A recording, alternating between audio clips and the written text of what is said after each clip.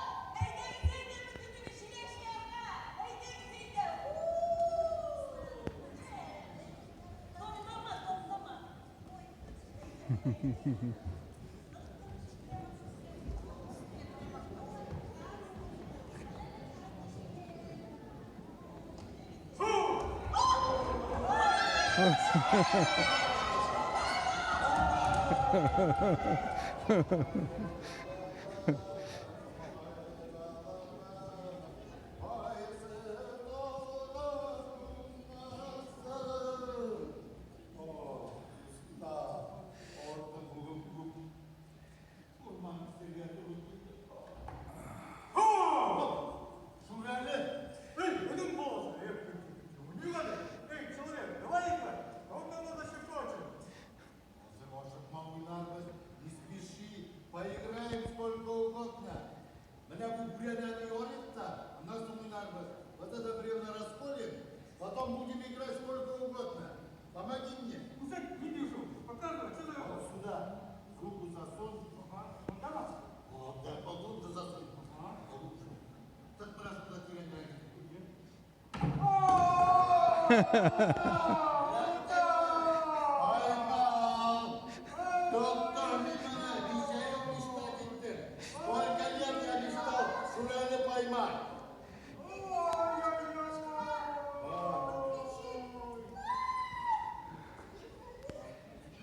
Уратма, тут там не надо. Не бойся, поймал я его. Не тронешь? Ну опусти уже. Жалко же такого мужика. Он никого не тронет, обещал. Ну, что не будет, тогда отпущу я его.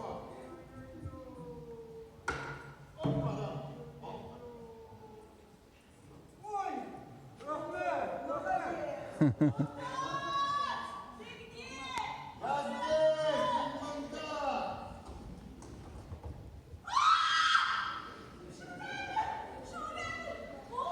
Урод надо, не бойтесь, он уж свой. Тут бы здесь на ширком года тебе.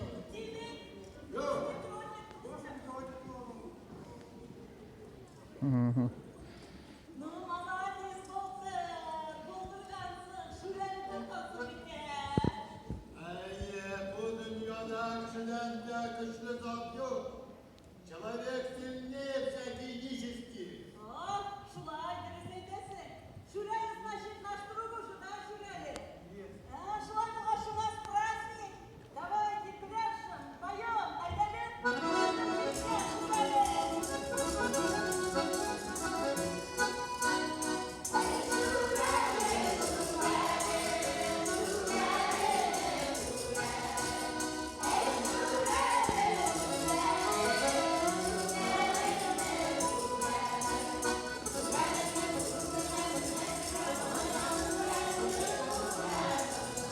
Ha ha ha.